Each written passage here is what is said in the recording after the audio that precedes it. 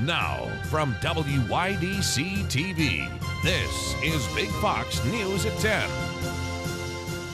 Good evening, I'm Anna Manuel with Big Fox News. More details about text messages Thomas Clayton sent right before his wife's death were revealed in court today. Big Fox reporter Andrea Lopez continues our coverage from Steuben County.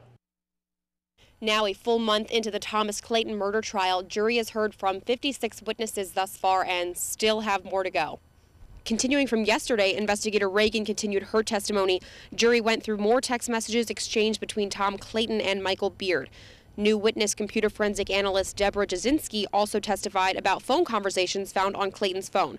The phone logs show texts between Clayton and Cheryl Johnson, another woman he had sexual relations with.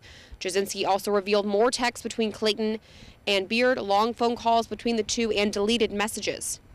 Clayton claimed his phone had died the night of Kelly's murder, but evidence shows activity on the phone during the late hours of September 28th.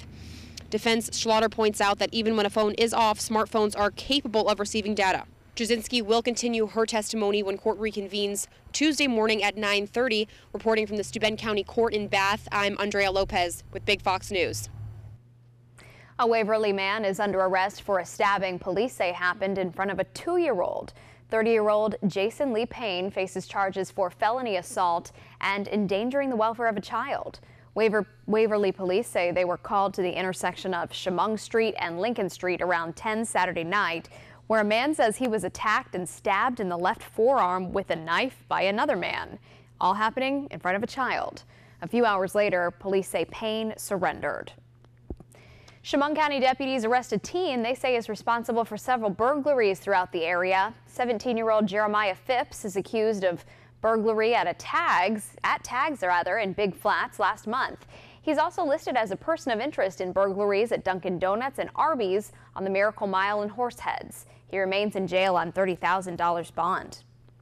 Chemung County police agencies want you to have a super yet safe weekend. Of course, it's Super Bowl weekend, and agencies are cracking down on drinking and driving. The Stop DWI enforcement began today, and it continues through Sunday.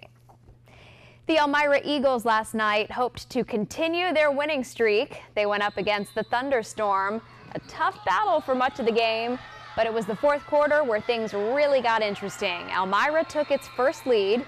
With just 10 seconds to go, the team found itself just 2 down.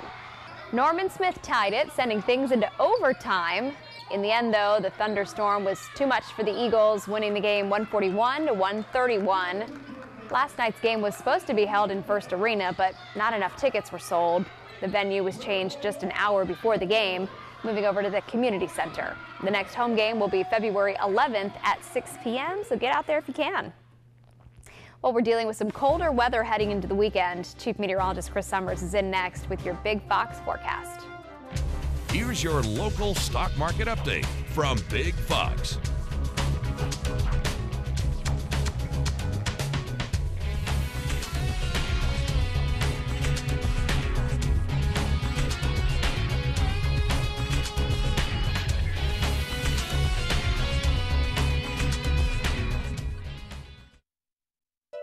Now, your Twin Tiers forecast from Big Fox.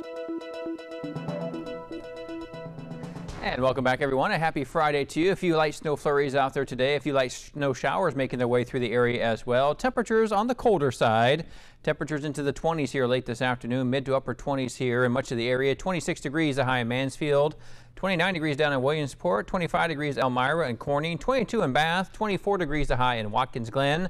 And 21 degrees a high today in Ithaca. Looks like temperatures stay pretty cold here for the next day or so. We'll see temperatures drop into the single digits by tomorrow morning. 9 degrees to start your Saturday around 7 o'clock in the morning. 25 by noon with partly to mostly sunny skies, and 27 degrees by 5 o'clock in the afternoon, but no chance of precipitation after seeing a few days of some light snow around the area.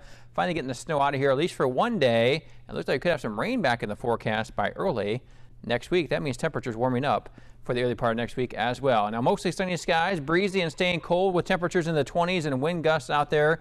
Could see some wind chills into the single digits and even teens across the area as we go through your Saturday. Breezy conditions, a little bit of light snow comes back on Sunday with cloudy skies, then warmer weather next week. Could see some rain possible by the middle part up next week. Here's your Saturday forecast, and high pressure down to our south will keep us mainly clear out there, but also cold too, with those winds continuing to gust out of the northwest. As we go through the day, tomorrow means wind chills will be a factor for your Saturday. A little snow on Sunday before the warmer weather gets here early next week. 9 degrees, and that's your low temperature for tonight. Becoming clear and colder, west winds at about 8 miles per hour. Up to 29 for a high temperature on your Saturday. Again, those wind chills could be in the single digits at the start of the day anyway, and by afternoon into the 20s across the region. Northwest or west-southwest winds as high as 20 miles per hour with some gusts across the area. Now, could see a little bit of snow on your Sunday. Temperatures into the 30s and 30-degree high temperatures once again, mid to upper 30s on Monday. Here comes that rain chance I talked about on Tuesday. Could be seeing temperatures close to 40, at least 44. The high temperature on your Tuesday, 43 degrees by Wednesday, then back into the 20s by Thursday and Friday of next week. So definitely seeing some ups and downs in our temperature here over the next couple days.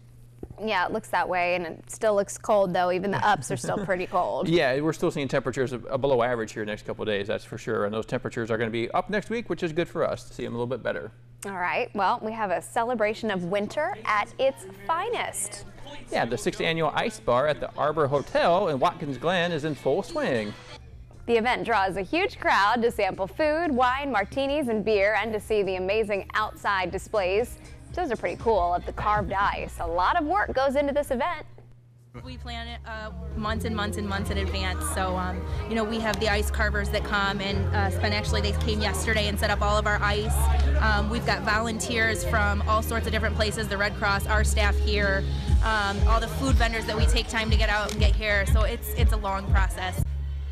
Well, more than 1,200 tickets were sold for tonight, and about the same for tomorrow, which is sold out. Yeah, that's good, and it's going to be temperatures below freezing, so it means the ice is not going to melt. Not going to melt away. That's some It'll good stay. news. Thanks for joining us. Stay tuned for Mike and Molly. Hope you have a great weekend.